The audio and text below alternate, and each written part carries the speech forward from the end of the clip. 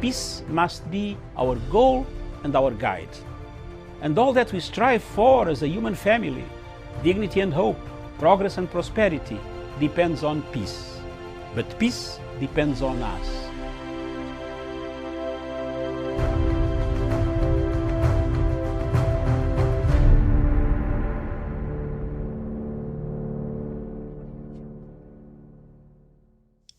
A very good afternoon to you, and thank you for joining us this afternoon.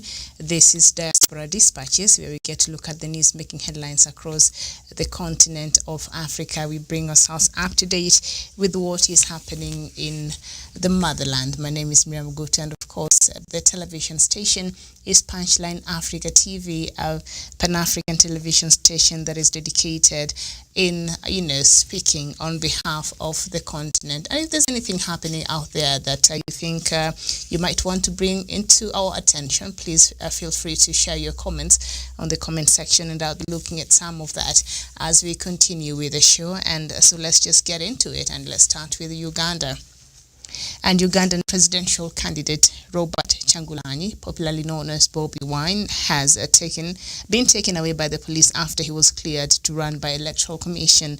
He was grabbed and whisked away by police right after nominations and driven straight home. The politician's supporters had gathered outside the nomination venue along the road to the center, and police had earlier announced strict restrictions on the number of supporters accompanying presidential aspirants to the Electoral Commission to submit their nomination papers. Supporters who had gathered at the National Unity Platform party headquarters for their manifesto launch were dispersed with tear gas. On Monday, President Yoweri Museveni was cleared to run for another term by the Electoral Commission. Small groups of his supporters dressed in the ruling party's color yellow lined up the streets, singing and dancing to welcome President's motorcade to the nomination venue. The double standard there is just incredible. And then still staying with Uganda, and Uganda's presidential candidate Patrick Amuriat has been arrested in the capital Kampala at the headquarters of his Forum for Democratic Change FDC party. Soldiers and police officers have been heavily deployed at the party's offices. The Daily Monitor newspaper is reporting Mr. Amuriat is reported to have vowed to defy restrictions on the number of supporters accompanying him to the Electoral Commission, where he is scheduled to submit his nomination papers. I think you're supposed to do that at midday. And we go to South Africa, and police in South Africa's city of Cape Town are investigating the killing of 7 people in shooting in Gugulethu area. Police say gunmen entered a house in the area and shot randomly, killing 3 women and 4 men. 2 other people were injured and are hospitalized from gun wounds. Police are searching through the scene for clues on what may have happened. And then we go to Ethiopia, and the chairman of the African Union Commission, Musa Faki Muhammad, has condemned recent killings in Ethiopia following intercommunal violence. Ethnic violence has been on the rise in the country, with an attack on Sunday in Oromia, a state, resulting in the death of 32 people. The Ethiopian Human Rights Commission said members of the Amhara ethnic group, the country's second largest ethnic group, were targeted in the attack. Mr. Faki Muhammad, in a statement, urged refrain from inflammatory rhetoric and called for dialogue on key issues. He stressed the need to work towards de-escalating tensions in the country. And then we go to Ivory Coast. Electoral Commission in Ivory Coast says President Alassane Ouattara has won a third term, securing over 94% of the votes in Saturday's election that the opposition boycotted. Turnout was up to 54%, and the result has been confirmed by the result has to be confirmed by the Constitutional Court. On Monday, the Ivorian opposition said it was creating a transitional government. Mr. Ouattara's controversial announcement he was running again after his party's chosen successor died suddenly in July.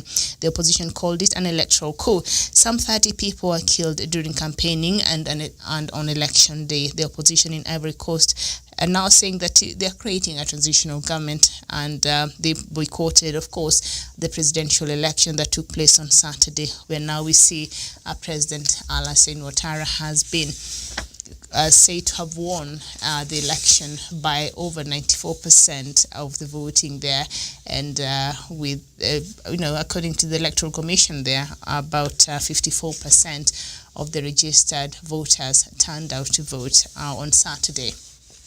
We go to Mali, and France says its forces have killed more than 50 jihadists in airstrikes in central Mali. The French Defense Minister Florence Parly, who is in Mali, said the Al-Qaeda-affiliated militants had been killed on Friday near the border with Burkina Faso and Niger. She said weapons and other equipment had been seized. Ms. Parly said France would continue to support the Malian army in its efforts against the jihadists who operate across the Sahel. There has been concern that a coup in Mali in August would disrupt counter-insurgency efforts. More than about 5,000 French troops are stationed in the region, but they have been unable to contain the militants.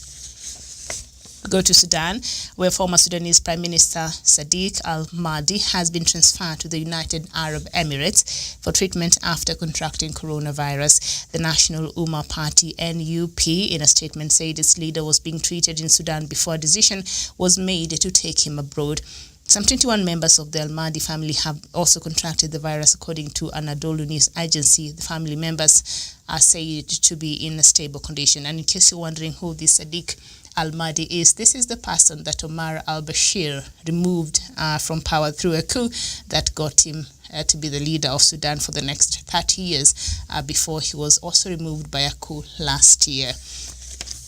And then we go to Guinea, where Guinea's main opposition leader, Cellou Dalein Diallo, has lodged an appeal at the Constitutional Court to overturn the results of last month's presidential election. His lawyer said there was irrefutable evidence of electoral irregularities. Provincial results say the 82-year-old incumbent Alpha Conde won the poll. He is now leading for a third term in office. Dozens of people have been killed in political violence since Mr. Conde decided to run again. We go to South Sudan, and President Salva Kiir has fired Jamal Warni as governor of the central bank amidst the economic meltdown. In a presidential decree read on state-run television on Monday evening, Kiir replaced Jamal with his predecessor, Dier Tong. Jamal succeeded Dier in January and served for only 10 months. Dier Tong was initially appointed governor of the central bank in May 2018, replacing Othom Rago Ajak. He was fired in January 2020, but Kiir decided to rehire him into the same position by removing Jamal Warni. How does this even make sense? Okay, let's just go to Nigeria. And the Nigerian military is carrying out an internal investigation into the shooting of unarmed protesters in Lagos by soldiers. The shooting at a protest against police brutality caused an international outcry after it was broadcast live on social media. The Nigerian Minister of Defense mentioned the investigation at a media conference in the capital, Abuja. He declined to give details, but said the outcome would be made public as soon as possible. The Attorney General, who was also at the conference, revealed that they hadn't seen an operational order sanctioning the shooting. He suggested that the shots could have been fired by criminals dressed in camouflage, or what the social media footage might have been doctored. But Instagram has since confirmed to the BBC that its live videos cannot be faked.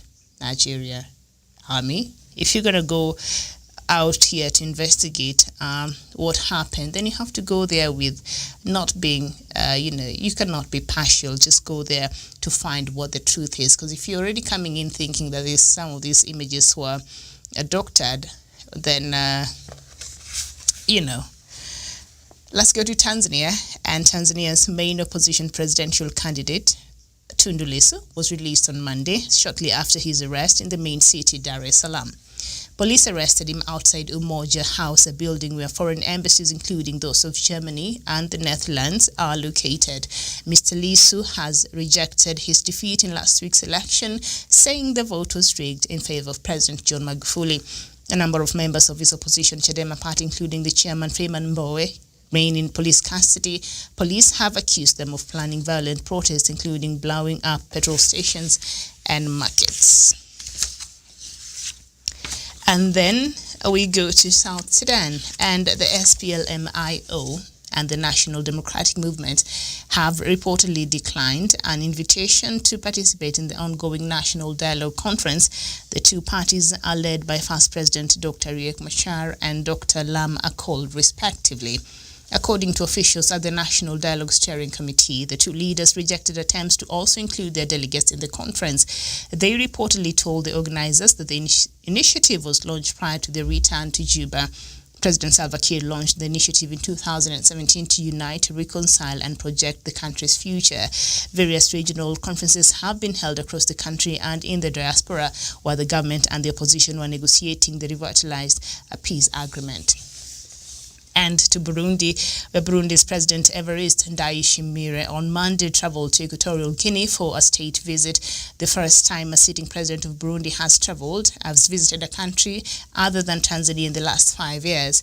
This is the second visit President Ndayishimiye has made since officially taking office last June. His first visit was to Kigoma in Tanzania, September 19th, 2020. And part of the communique from the presidency read, the 5-day state visit will give the two presidents the opportunity to strengthen the relations between the two countries. Remember, after the attempted coup of the former president Pierre Nkurunziza, who is now the late president of Burundi, after he had left, he had gone for, I think, an East African summit or something in Dar es Salaam. And so there was an attempted coup that happened in Burundi in his absence. So since then, President Nkurunziza had never traveled out of Burundi. And so from 2015, from that time, the attempted coup happened. He used to send his vice president to even the East African summit there, so he never left Burundi there. So that's why now we see the new president Evariste Ndayishimiye. That's why his travel to Equatorial Guinea is a big deal apparently. And then we go to Libya, and the United Nations say military officers from Libya's warring sites have arrived in the oasis town of Ghadames for the first face-to-face talks inside the country since last year's months-long attack on the capital by Eastern-based forces. The 3-day meeting that began on Monday is expected to focus on the implementation of the ceasefire agreement reached last month between the internationally recognized government in Tripoli and renegade military commander Khalifa Haftar's self-styled Libyan National Army. The UN's Libya envoy Stephanie Williams is also present at the talks in Ghadames, located some 465 kilometers southwest of Tripoli, far from the power bases of either side. And some news from Biafra, and the movement for the actualization of a sovereign state of Biafra has said its insistence on Biafra is due to the marginalization of the Igbo in the affairs of the nation. According to Masob, the federal government has no investment in the southeast save prisons, police stations, and army commands. Okay. Now, the National Director of Information of the movement, Mr. Sandy Okeriafo, added that while the Igbo had shown interest in Nigeria through the investment in the north and other parts of the zones, all they got in return was marginalization. All right, and then we end with some news from Cameroon, and the 7 children who were killed at a school in Kumba over a week ago by gunmen will be laid to rest on Thursday, November 5th, the Kumba City Council has announced. According to a program released by the Kumba City Council, the mortal remains of the children will be removed from the mortuary in the morning before an ecumenical service at the amusement park. Now, burial is scheduled to take place at their various venues after the service, the Kumba City Council has announced. And that is the latest from the continent this afternoon. So we see that news there from a lot of news from across the continent. Yes, and there's something there in South Sudan before it just escapes my attention. Can we talk about this person that was hired and fired and rehired again by President Salva Kiir? Okay, let's just take that one more time. President Salva Kiir fired Jamal Wani as the governor of Central Bank in January. So after he fired him, he replaced him with Dier Tong. So yesterday, President Salva Kiir comes to the national television there, South Sudan Broadcasting Corporation, and says, I have fired Dier Tong, and guess what I'm doing? I'm going to bring back the person that he replaced to replace him as the central bank governor. And of course, this governor was fired amidst the economic meltdown South Sudan is going through right now. But what I don't understand is, by the time he was firing this governor, Mr. Jamal, there must have been some reasons. Either he was not performing, either he was incompetent, but a lot of these firings that happen in South Sudan, they don't even give reasons as to why they fire.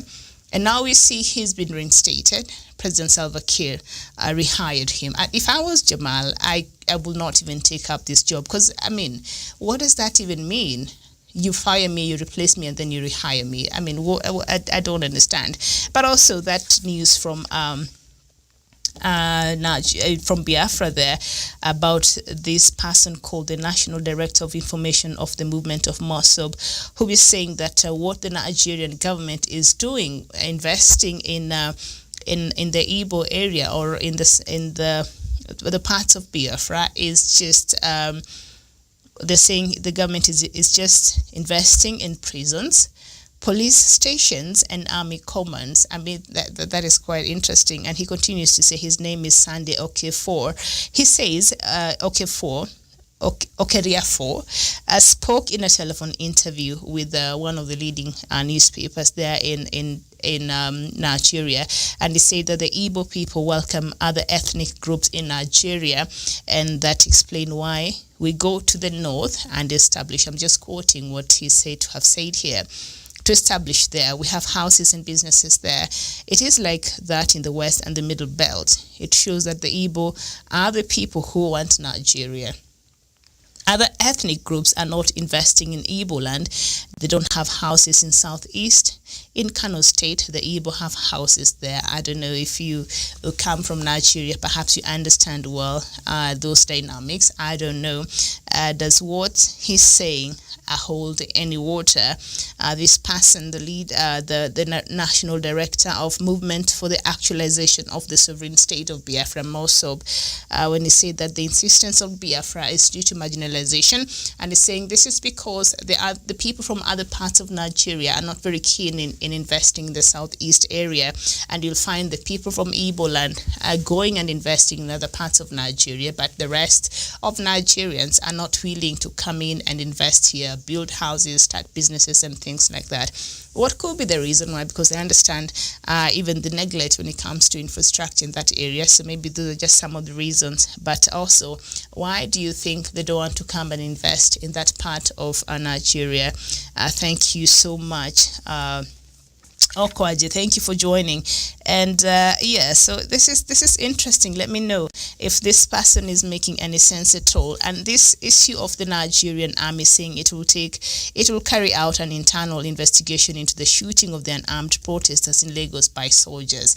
I think maybe they should have left an independent body to do this investigation, because the Nigerian army is already saying that there's a possibilities at these images and videos that have been making rounds. Others were captured live while the soldiers were shooting, that they have been faked. And Instagram has come out, the whole of Instagram company has come out to clarify and say, oh no, everything that was captured, that was it. And in this era of social media, everything just goes live, even the shooting of people apparently, which on the other hand is so sad, but on the other hand helps you the evidence. And Instagram has come out and said, you cannot fake a live video on Instagram. What you see is what you get. That is what it is. So they've come out and said those are not fake, and they had to clarify that with the BBC, who went and asked them. And also the army is saying that a lot of these killings might have been done with people who had camouflaged and dressed in the camouflage, that is the military uniform or the police uniform, I don't know. And so they're already poking holes already, which I think if you're coming in to investigate, you would want to come in to appear to be fair, to appear to not really have a formed perception about what happened, because how are you going to investigate something that you really think, happened in a certain way, or you really have a perception of what you think might have happened? You have to come there, open minded. You have to come there seeking to look for the facts and the truth, but you don't come there with pre-perceived notion. That is not how you go about an investigation. Otherwise, even the findings that the army will have after this internal investigation, I'm not sure if Nigerians will be open to hear, because if you're coming in and you're already poking holes on some of the things that people believe to have happened, then who will listen to that after that? Matthew Okereke. Good afternoon and thank you for watching. And Oko Ajake, thank you so much, and a very good afternoon. I think you were here early in the morning. I don't know who was asking me about and Baise Manuel, by the way, thank you for watching. Someone was asking me about what was happening in Uganda. I was live here, so I did not know what was going on. I did not know that Bobi Wine was frisked by the police after he handed over his papers to his house. According to the BBC, they took him to his house, and I think he's being held there. I'm not sure, but they're saying the reports there from BBC, I can believe that they're credible, that he was grabbed and whisked away by police right away after nominations and driven straight home. Okay, so yesterday President Museveni also handed over his papers there to the Electoral Commission, his nomination papers there. And he had his supporters lining up in the streets and just cheering him. But it was wrong for the opposition to do that. That's when you remember, oh, sorry, you cannot do that because we have COVID-19. Forget the fact that I did the same thing that I'm asking you not to do yesterday. It's just warped. It's just not right. If we're all going to be careful about COVID-19, can we all just follow the same protocols? But if President Yoweri Museveni is allowed to break the protocol and violate the measures, but anybody else, the law is coming so hard on them, it's not fair. We already know things are not fair in Uganda, so you don't have to keep showing us the unfairness. And as I was watching some of the videos that were being shared online, it's just out of and also somebody else also that was arrested is the candidate for Forum for Democratic Change, Patrick Amuriat, also was arrested. And I saw a video of him sitting on his car on top without a shoe, and they're saying, I cannot live here until you give me a shoe. I don't know, until you bring me my shoe. He was missing one shoe, and he had left it when he was being whisked away. I think he had left it somewhere, but we're told that he was arrested in the capital, Kampala, at the headquarters of his forum. They went to his party's headquarters and arrested him. I don't know what is happening to our neighbors here in Uganda, but it's quite sad. Remember, Uganda, it's going to its elections early next year, possibly in January. And so now the candidates can start official campaigns after they've handed over their nomination papers. Then they've been cleared by the Electoral Commission of Uganda. Yeah, and this Electoral Commission of Uganda was the one who was training the Electoral Commission of Somali, the commissioners there, on how to carry out a free and fair and wonderful voting, process in Somalia. The Ugandan Electoral Commission was training. Yeah. All right, very well. So he was carried, and Bobi Wine was driven to unknown destination. Okay, so where he was driven has not been verified, but that is a story that I'm very keen, and I'll be following, and I'll bring you the latest either tomorrow or in our next broadcast. Thank you so much. So the African Union Chairperson Musa Faki has come out and condemned the recent killings in Ethiopia following intercommunal violence. We know there has been a bit of unrest, not a bit, just a lot of it in Ethiopia. And Abiy Ahmed is not really having, an easy time since he became the prime minister there of Ethiopia. There has been a lot of unrest. There has been a lot of people calling to have their own autonomy, and there has been a lot of violence that has been happening there in Ethiopia, and African Union apparently this time has been observing and watching. So Musa Faki, the chairperson, came out and said he has condemned the recent killings that left about 32 people dead there, and he said that He urged refrain from inflammatory rhetorics and called for dialogue on key issues. He stressed the need to work towards de-escalating tensions in the country. Musa Faki, can you do the same to Uganda? Can you do the same to which other country there? Or you're just very selective on the countries that you choose to be vocal about? Because we see a lot of... Did you condemn the children who were murdered in Cameroon, in Kumba, in the northeast Anglophone region there? Or you're just very selective in the things that you choose to condemn in the continent? Because I did not see the African Union come out very strongly about those killings that happened and those children that were murdered in the Anglophone region of Cameroon. And also, the Electoral Commission of Ivory Coast, as I said there earlier, has declared the President Alassane Ouattara to be the winner of the elections that were happened on Saturday, and he won with 94%. Like, how do you go sit and be comfortable? You are the president of a country, and 54% of the voters came out to vote. The rest absconded. Opposition did not participate in the voting. You actually are going to be comfortable to think that you're leading a country. I think that is a ticking time bomb, and Ivory Coast must find its bearing very, very quickly. You see now, the opposition is coming out and saying it is going to create a transitional government. I do not know what that means. It's not in the constitution. I don't know what kind of governance is that, because the transition government I know is the one in Sudan that is led by the protest and the army side, and the other one that came up the other day is the one in Mali after ousting of President Ibrahim Boubacar Keïta. So they have an arrangement where they have a transitional government until they are able to figure out which way forward for this country. So this one that the opposition is asking for in Ivory Coast, I don't know what it will look like. I don't know if they want to come in and join the government and work together. I don't know what it will look like because they've not really said. But what they're saying is they're going to create a transitional government. You know, they boycotted the elections there, so I don't know what is happening. I don't know how they plan to move this forward. And remember, this comes in a wake. We know how President Ouattara came into power after also a disputed election that saw the former president Laurent Gbagbo being taken to the ICC and charged with crimes there. But he was released, but he still, and he was to participate in this year's election, but the Electoral Commission in Ivory Coast, disqualified him. And so he really comes from a background of violence, when he came into power.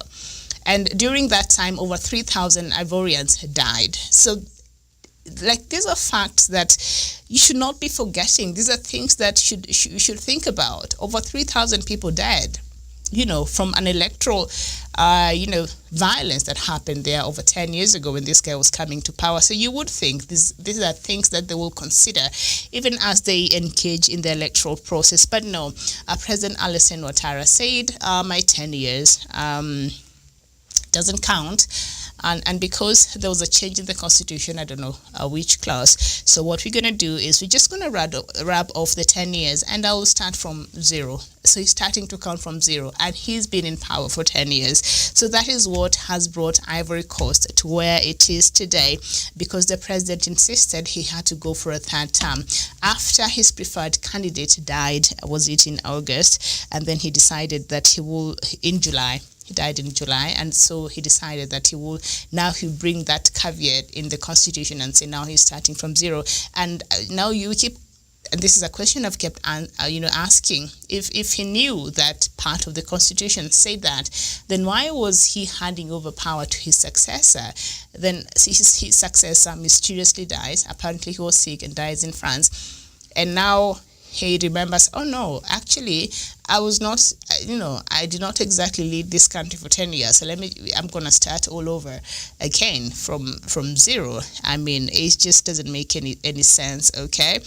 But there it is. So 30 people have been killed during campaign, and on election day also, I don't know, 2 or so people also died. So Ivory Coast President Alassane Ouattara has been declared a winner, but the Constitutional Court have to, announce that win, so that will make it legit. So that is where we are this afternoon. Isaac Kwon, good afternoon to you, and thank you so much for watching. Did you hear what? Is it Kwoni? Is it? I don't know if I'm saying it right. But did you hear what President Salva Kiir did?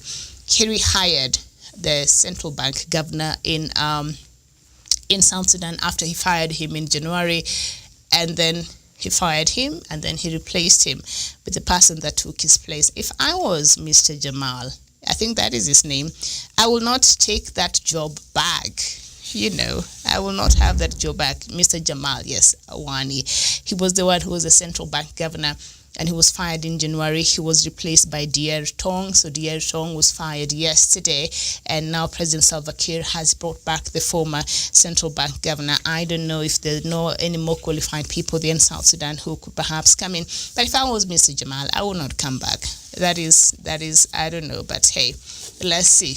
President Salva Kiir perhaps is just trying to fix the problems in his country. All right. Thank you so much. For those who just joined now, Oko Ajake, doctor is busy.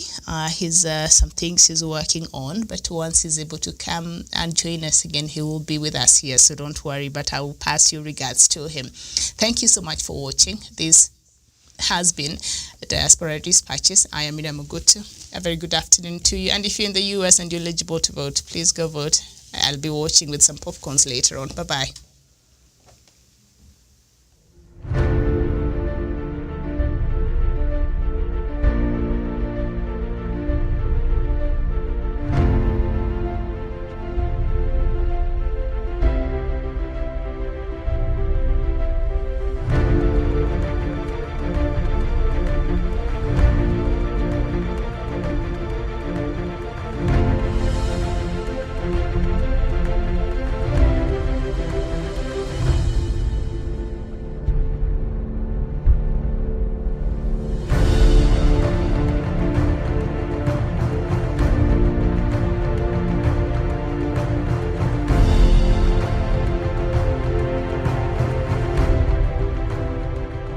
Peace must be our goal and our guide.